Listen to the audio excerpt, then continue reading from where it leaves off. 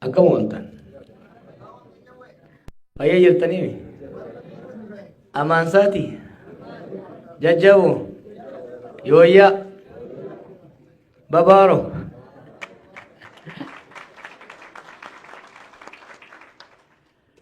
Baga walitti deebinee tuurii kan hoggan godhu isla keddee jiru.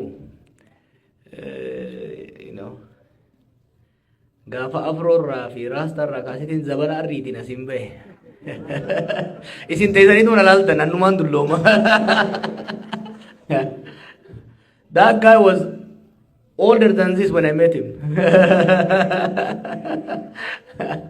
Hedduu keessan hin beekaa. But it was a good journey, wasn't it? It was a productive journey. That's what matters. Dulloomne jirraa, rifeensa lama baafne jirraa, ilkeen nurraa dhumtee jirti, qorsoo nyaachuu hin dandeenyu. Takka gabbadhee takka immoo huqqadhee jira. Garuu we worked very hard. We believed in what we did truly. Jijjiiramni an kophaatti fide hin jiru. You all nurtured me. Biyya kana actually Canada 2004 dhufe. Came to British Columbia. Pearson Youth Leadership Summit kajamu tokko geggeessuudhaaf Victoriaan dhufe. San booda Stanford deegan dhufe boodas nama tokko hin beekuun ture biyya Ameerikaa kana. I didn't know a single person. Fira maal nama tokko hin beekuun ture.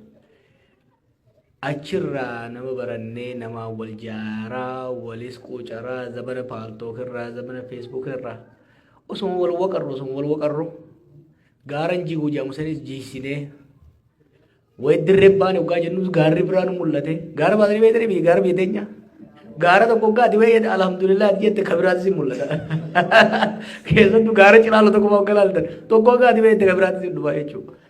Kana hunda bira dabarree but I enjoyed the journey. Waggaata 17 dabre kana keessa waan keessa dabarree manni keenya biyya alaa waan waggaa lamaan kana qofa nu gootaniif kan isin galateeffachuu barbaada. Jawaar har'aa agartan kun Jawaar maqaansa hamtuunis toltuunis ka'u kuni ani walitti qaba isa keessanii. I'm actually a product of you. Hundi keessa humnaan yaadaan du'aayin ummanni keenya biyya alaa kun namni nan gargaarin hin jiru. So whatever I succeeded, I attribute it to you. Waggoota dabran 17 kanaaf ummanni keenya kan Kanaadaa jirtanis biyya adda addaa jirtaniif waan na bira dhaabattanii waanin itti amane bakkaan akkan ga'uuf waan na gargaartaniif galatooma jechuuf hin dhufee galatooma warra nuti keessa.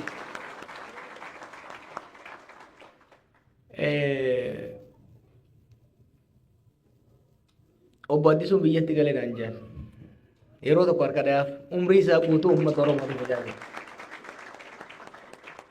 That guy did a lot of stuff. Oromoo keessatti wanni waggoota 50-60 kana keessa dabarre laaftu miti. Waan suuta deemne isin fakkaataa mi? Bar waan Oromoo hin jamne waan hin jirre finnee deemnee jaarre. Obbo Addisuun gumaata guddaa godhe keessaa tokko kitaaba illee fidaa kalammata quu irra barreessa warra baase keessaa hawaasa kanas warra jaare biyya alaatti illee waa hedduu warra dalage keessaa yeroo ammaa immoo soorataan biyya jira jedhanii isinillee gaafa soorata baatan nu bira koottaa tottolchine isin qeeyinaa takka hin sodaatin wajjuma duutinis jiruunis biyya wajjin irra tolti gaafa dadhabdan koottaa walumaan waan taanu taanaa galatoomaan isiniin jedha.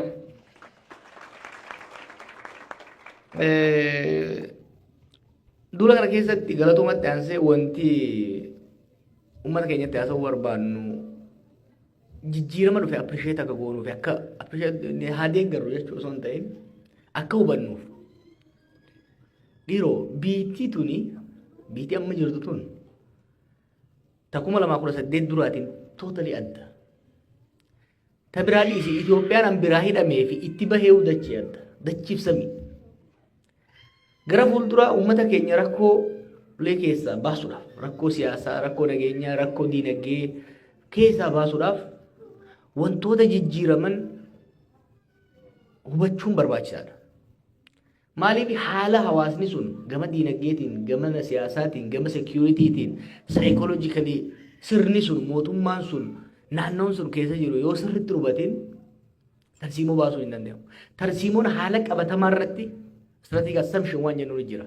Faaktii fudhattee faaktii irratti hundooyiteetti tarsiimoo baaftaa jechuudha.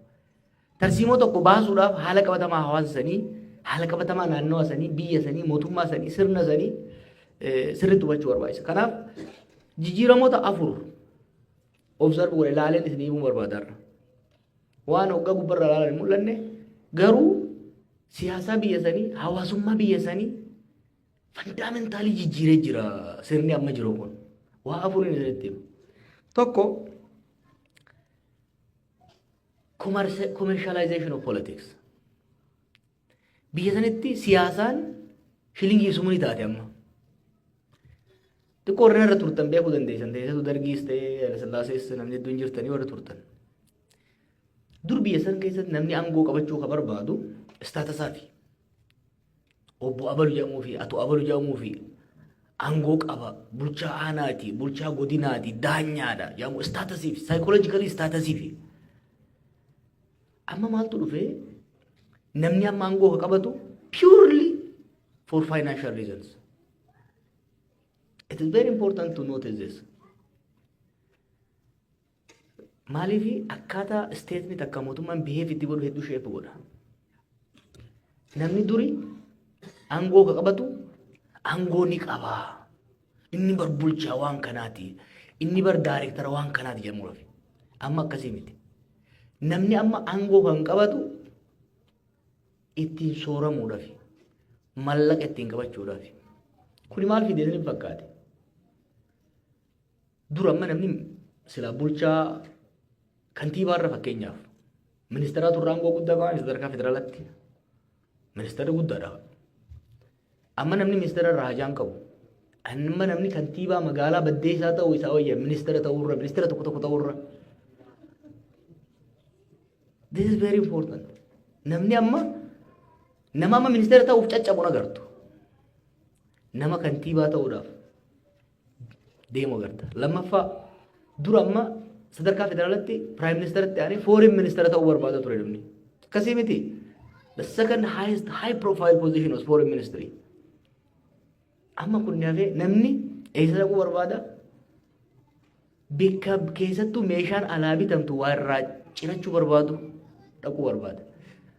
Ministeera tokko keessatti ministeera guutuu ta'urra ministeera tokko keessatti ministeera sadaffaa ministeera deetaa sanii gadii sadarkaa daarektaraatti seenuu barbaada jechuudha. Militarii keessattis jeneraal abbaa urjii sadii ta'e fiildii irra takkaa'u bakka tokko diviizhinii komaandii gochuurra loojistikii irra bittaaf gurgurtaa irra hojjechuudha barbaada jechuudha. That country has been reconfigured. It's really reconfigured. Kanatti itti ilaale sirriitti. Kanaaf akkaataan sirni ammaa kuni siyaasaa biyya sanii commercialize godhee jira. Kuni amma ifatti dubbataa turan beekta nuun galle gaafa dura galle san namni tokko ministeera bulchaa aanaa ta'e takka bulchaa godinaa ta'e waggaa 3-4 keessatti yoo mana hin qabaatin yoo makiinaa hin qabaatin maaloo ministeera ta'e yoo maaloo bulchaa ta'e jaama ture. Amma yoo gartan Finfinnee keessatti naggaateen ciccimaan warri waa'ee mallaqa bulchitoota biyya sanii amma even sadarkaa gadi aanaarra jiran hoggaa laaltanii hoggaasii wajjin ta'anii haasayan barcaa irratti haa taatu taasisaatti bakka feetetti deeqa 5 booda siyaasaan haasayan deeqa 5 booda mallaqa haasayan. It is very interesting. One change tokko kan hin arginu kuni siyaasa biyya saniitiif nageenya biyya saniif rakkoo uumaa jira. Keessatti namni waa'ee siyaasaa waliin haasa'ee waa'ee ideoloojii waliin dibeet gochuun hafeeti waa'ee mammataa dibeet hafeeti transactional qofa akka ta'u. Meeqa naa kennita? Meeqa baasa? Fakkeenyaaf bulchaa aanaatirraa bulchaa godinaa seenuudhaaf mallaqa guddaa makfaata allabbe. Injiru jechuun dura amma fakkeenya dheetii abaluu harka kennitee deeggartee maal caasaadhaan ol baataa akkasii miti. Amma akkasitti deemee jechuudha. The state has been captured by commercialized political elites. Kuni gara fuuldura baay'ee na sodaachisa. Maali? Biyyattiis ummataas humna alaatiin waan saaxilu natti fakkaata. Maaliif kompetiishinni eliitii bulchiinsaa jidduu jiru aangoo wal caaluudhaaf osoo hin ta'in qabeenyaan wal caalu yoo ta'e qabeenyaan wal caalu irratti fuulleffatu taate risoorsiin biyya sanii immoo hedduu limited waan ta'eef dantaa biyyaa dabarsanii gurguruudhaaf waan saaxilaman natti fakkaata. Waan tokko tokkos argaatiin jira. San tuttuqee deebi'ee zabdiyyaan bu'u garuu tokko wanni na hubachuu qabdan commercialization of politics incredibly fast fidee jira. Kuni waan gaarii waan hamaas qabaachuu danda'a. Probably eliitiin transactional ta'e compromise ta'uu danda'a. Compromise gochuu irratti waliin haasa'uu irratti sattoo maqqabal jedhamu saniif karaa banuu danda'a ta'a. Gara biraatiin garuu dantaan uummataa dantaa hawaasaa wanni jedhamu namni siyaasaa ka seenu public interestiidhaaf osoo hin ta'in purely financial interestiidhaaf ta'a deemuun kun by the way amma OPDO fi yaadee qofame kan hin jechaa jiru. Even namoonni qabsoo keessa yeroo dheeraa turan hidhamanii cabanii miidhamanii aboo kana booda galaalan hiriyaan isaa duroome mana ajaa'ibaa qaba. Makiinaadha oofaa san qofa osoo hin ta'in bakka biraatii immoo mana qabaa dachii qabaa. Kanaaf namnummaan qabsoo keessa tures aboo maaliif irra akkadha jee gara waan kana dabalamuutti argaa jirra jechuudha. So one change is commercialization of politics. Kalamaffaa PRization kan jennu. Biyya san keessatti wanni dalagamu hundi gaafa yaadee geegalee amma garuu saffisaan dabale. Kunis maali? Projektiin tokko waggaa dalagamu jireenya uummataa jijjiiruudhaaf yookiin immoo biyya guddisuudhaaf osoo hin ta'in daily news yeroo yeroodhaan just guyyama saniif namni sun ittiin faarfamuu mootummaan sun ittiin faarfamuu irratti fuulleffata jechuudha. Waan hojjetamu projektoota waggoota afran hojjetaman yoo ilaalte fuulleffannaan guddaan bilijilichi irratti ta'e. PRization amma bar qondaalli hundi Facebook armii mataa ofii qaba qondaalli hundi. Qondaalonni amma Oromiyaa irras jiran federaalaa irra jiran yoo ilaaltan nama 45 kan mindeessantu jira ka Facebook irratti waanuma gaarii isaanii faarsu footoma isaanii maxxansaa fi ooluu qaban. Xiqqoo waggaa waa dalagan waan san godhuuf kun PRizationiin kun namni waan substantiif ta'e waan qabatamaa ta'e hojjetu irratti osoo hin ta'in waan guyyaa har'aa uummanni haasa'uu danda'u uummanni ittiin faarsu irratti akka fuulleffatu sadarkaa mootummaatti illee sadarkaa qondaalaatti illee kun observationii tokko waan godhe kana jechuudha. Kabiraa jijjiiramni arge anti intellectualism. Dhaloonni nu duraa sanii keessattuu dhaloonni 70moota 60moota keessa ture sun beekumsaaf kabajaa qaba ture. Inumaa xiqqoo keessa dabran turan. Hedduu hair splitting keessa seenu turan. Komunizimiin waan akkasii qaba namni hedduu dibeet godha ture hedduu waliin morma ture yaada kitaaba adda addaa dubbisa ture seeliidhaan deema ture beekumsaaf gatiin guddaa ture. Amma waggoota afran kana hayyoota ofirraa dhiibuu hayyoo beekumsa xiqqeessuu warri beekee humaan finne yoo agarta miidiyaa mootummaa irratti illee it is interesting manidhaa keessa ta'eetiin namoota sadii ka PhD qabu warra PhD qabu kan arrabsuun arge. Beekumsa argachuun dhiphoo akka nama godhu shaaloo akka nama godhu duula intensive godhametu godhame. Kanaaf maal ta'ee imaammanni biyyaatis tarsiimoon bahus qorannoof qo'annoo irratti osoo hin ta'in hawwii fi wishful thinking irratti akka ta'u godhe. Wannummaan ca'umsi guguufatee rakkoo keessa seenneef tokko wanti godhamu karoorri bahu imaammanni bahu tarsiimoon bahu qo'annoof qorannoo irratti hubannoo irratti sirriitti gadi fageessanii irratti mari'achuu irratti osoo hin ta'in gubbaa garaaf godhanii deemuu irratti fuulleffatame. Kanaaf amma xiqqoo yoo inni malee baatii jahan dabre kana yeroo lolaa sanfaa hedduu nama sodaachisa ture. Biyyi sun biyya sabaa sablammoota waan 70 wayiiti. Gaanfa Afrikaa keessa jirti. Haalli addunyaa jijjiiramaadha. We are functioning in a complex system and rapidly changing global order keessa deemaa jirra. Kana haasa'uun fedhu amma warri biyya san bulchu. No. Waan mataa nama cinqu haasa'uun barbaadan. Waan mataa nama yaachisu haasa'uun barbaadan. eliitiin sheppii godhame hanga gadiitti waan ajaa'ibaatiin dhufe bara. Amma hoggaa xiqqoo waan tokko sabstaantiif ta'e hoggaa amma lakkoofsa fa'aa yaada wayii dhiyeessu. Ragaa yaada sanii maal yoo ta'an deebii kennuu barbaadan. San qofa osoo hin ta'in nama gaafii kiriitikaal ta'e gaafatu. Nama yaada dhiyeessu. Even warra ijoollee qabsoo keessaa bakka adda addaa itti makamte amma ni gartan yeroo tokko tokkotti fincila itti dhufaa jiru. Namoota xiqqooma yaada qaban akka maraataatti ilaalu, akka farra misoomaatti ilaalu, akka gowwaatti ilaalu. So anti-intellectualismiin bal'inaan biyya san keessa sadaffaadhaan akka baddaa kun. Commercialized ta'e, PR irratti hedduu fuulleffate, propaganda qofa irratti substaansii osoo hin qabaatin, lammaffaa immoo hayyummaa xiqqeessuu irratti deeme. Konsekwensiin keessattuu anti-intellectualismii kuni it's a trend globally waan kana biyya kanatti amma biyya Ameerikaatti yeroo Trump waan akkanatti ture yoo ilaaltan. Hayyummaa beekumsa xiqqeessuu more emotionally onneen deemuu ol kaasuu irratti fuulleffatamuu kana agarta. Kuni rakkoo biyyattii salphisanii akka ilaalan.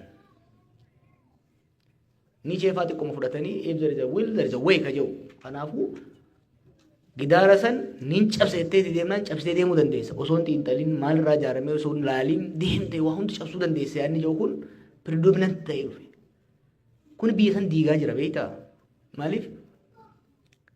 Waan qondaalonni dubbatan kana carefully hoggaa laaltan, waan isaan hojjetan hoggaa laaltan, waan hin bilchaatin, waan itti yaadamin, xaxama biyyi sunii fi naannoonni sun keessa jiru sirriitti xiinxalanii karaa filachuu osoo hin ta'in naa akkuma itti dhufetti akkuma billiqitti jeetti itti deemuun aadeeffamee dhufe. Mootummaa qofa keessatti miti. Contagious ta'ee jira yaadni kun. Nama hojii hoggaa gattee xiqqooma waan substantiif ta'e. Maali wanni ammas jettu kun theoretical background isaa maali? Where is the empirical evidence? Muuxannoon biyyoota biraa maal fakkaata? Hoggaa jetteen hoggaa kun bara yuunivarsiitii miti siin jennu. Kun siyaasaadha siin jennu. Siyaasaan shira malee waan sirriitti itti yaaddee itti cinqamuu qabdu miti siin jennu. Barkasii finne yuunivarsiitii barsiisiif osoo hin ta'in waan kana geggeessiifi inuma geggeessi qofa osoo itti yaadin. So rakkoo amma agartan biyya kana keessatti agartan keessaa tokko this anti-intellectualism has led to shallow analysis. Rakkoo biyya sanii rakkoo diinagdee biyya sanii akkatuma isaan diinagdee itti fix godhuudhaaf yaalan yoo ilaaltan. Akkatuma amma dhugaan eegan bahee booda qondaalota tokko tokko argeen ture. Biyyi sun lola waggaa tokkoo fi walakkaa namni 500 fixe keessaa warra hogganan fakkaatan. They have not taken time to appreciate and reflect how deep the country has gone. Akka watakkan ta'in sitti haasayan. Maaliif jee hoggan laalu? Anti-intellectualismii maalitti ergee? Waa hunda salphisanii laaffisanii akka laalan godhee jechuudha. Jijjiiramni sadaffaa ani arge afraffaatti osoo hin dhufin keessattuu anti-intellectualismiin kun maal godhee? Nama amansiisuudhaan osoo hin taane sodaachisuudhaan bituu. Namoota carefully mee Amaarri maal barbaada, Oromoo maal barbaada, Tigreen maal barbaada, Walaayitaan maal barbaada, mee waan inni barbaadu jidduutti haafinnu jechuurra wal jibbaa fi wal shakkii jidduutti naquu irratti akka fuulleffatamu godhe jechuudha. Even Oromoo jidduuttu hoggaa gaafiin tokko ta'e maaliif gaafiin kan ta'e? What is the incentive mechanism driving the protest, the rebellion? Kajau analyze gochuu dhiisanii garamitti deeman? Securitization. Balaan takka kaatee maddi balaa kanaa maali? Kana yoo goone maaltu ta'a? Jaanii ilaaluun hin jiru. Waraanuma itti erguu taate jechuudha. Ibidda belbalaa jiru irratti ibiddi kun maa belbalaa? Dhiiroo margatu goggoge moo? Biyya santu gaasa qabamoo jechuun osoo hin jiraanne belbalaa jira itti beenzilumatti naqaa jiran jechuudha. Kanaaf anti-intellectualismiin biyya san keessatti rakkoo guddaa uumaa dhufee jira. Fourth, cruelty. Biyyi sun lola keessa turte erguma ijaaramtee kuniif waan haaraa miti. Garuu wanti haareen hoggaata asaanaa kana dhufe gara jabeenna namaati. humna hidhate qofaa miti mootummaa gaafii warra riphee lolaa qofaa miti. Gara jabeenyi dhufe. Viidiyoo amma intarneet irratti agartan kana kareeffa guban ka lubbuun guban bakka takka qofa miti miti kataa jiru. It's happening across the country. Namni lubbuu wal gubuun it's happening across the country. Dullatti manatti ol dhiibanii itti qabsiisuun it is happening across the country. It is being done by all actors, organized or disorganized. San qofaa miti. Isinuu itti seenuu jirtan amma kana maal desensitize ta'e namni nama lubbuun guban arganii guyyaa tokko haasa'e namni guyyaa lammataa bira kute. Amma nuti gabaas tokko tokko waliin qabdee hidhamaa baasanii ajjeesuun miskiina fixuun maal inni waggaa kaanu akka waan guddatti ilaalamu even in the society cruelty waan biyya san durin jirree wani tokko jiraami durin jirreen biyya san dhufee jira jechuudha. So kuni maal godhee kufaatii diinagdees dhumaatiin namaas diigamuun biyyaatis akka waan normaal ta'etti hawaasninis mootummaanis sirnis akka fudhatu godhee jechuudha. Amma rakkoo biyya sanii nama biyya sanii irra faranjii hojii gaara haasa'u galaaf dur rakkoo teenya nuuf gala beektaa faranjiidhaaf hubachiisuun nutti ulfaata ture. Amma daqiiqaa 5 keessatti faranjiin biyya feetee rakkoo biyya sanii ni hubatte hoggaan ittiin. Namni biyya sanii garuu normalize godhe cruelty hammeenya cruelty kana fudhatee normalize godhaa dhufe jechuudha. Maaliif hin kana isinitti hima? Commercialization is PRization isaatis anti-intellectualism is cruelty kunis hoggaa walitti qabamu atiin biyya sanitti waan haaraa keessa seenaa jirra. Akka hawaasaatti akka biyyaatti akka uummataatti feezii haaraa keessa seenaa jirra. Kan akkamitti keessaa baanaan gaafii guddoodha. Uummata keenya diyaasporaatis hundumaa kan biyya keessaatis kan hin gaafadhu keessattuu hayyoota kan hin gaafadhu. Waggoota asaanaa kana jijjiiramni sadarkaa diinagdeetti sadarkaa hoggansaatti hawaasa keessatti psychologically biyya san keessa dhufe it's much deeper than we are appreciating. Waan kuni akkaataa Oromoofis gara fuulduraa waan ta'u dalaguu irratti hoggaa fuulleffanne dhiibbaan irratti qabaata. Fakkeenyaaf waa'ee commercialization reefu isin kaaseen ture. Nama aangoo irra jiru tokko nama durga amma maaliin isin jee dur namni aangoo ka barbaadu staatasiidhaaf ittiin kabajamee ittiin faarfamee abalu ministeera haa jedhamuuf. Amma akkasii miti. Amma kiisha guuttachuuf achi jira. Tarsiimoo durootiin yoo deemne namicha san fakkeenyaa fi yoo aangoo sanirraa fuunee bakka biraa keenye itti dhaga'amaa bakka sanirraa buudhaaf waan tokko sii jijjiira ture. Amma haajaan qabu. Hanga bakka san qabattee daddafee nyaataa gaafa achii kaafte daldalaa ta'a. Kanaaf inseentiivoonni jedhamu poolitikaa keessatti amala namoota amala hoggansaa amala sirnootaa jijjiiruudhaaf inseentiiv sirriitti hubachuun barbaachisaadha. Inseentiiviin dura qondaalota sirna wayyaaneetis sirna dargiitis sirna Haayila Sillaaseetis irra qabsaa'uudhaaf xiinxalliin fayyadamaa ture suni sirna bilchiginaa kana irratti hojjetu. This is different setup, different kind of elite have emerged. Elite daangaan isallee clear hin ta'in emerge godhaa dhufaa jira. Kun tarsiimoo gara fuulduraa baafnu irratti illee dhiibbaa qaba. Recommendation ani qabu hayyuunis hoggansi siyaasaatis biyya san seef godhuu barbaade siyaasa deebisuu qaba. Siyaasni du'ee jira biyya san keessatti. Political discourse has died. It has been so watered down, so simplified.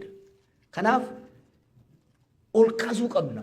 Marii biyya sanii dhimma imaammataa irratti, dhimma tarsiimoo irratti, dhimma diinagdee irratti, dhimma fayyaa irratti, dhimma barnootaa irratti.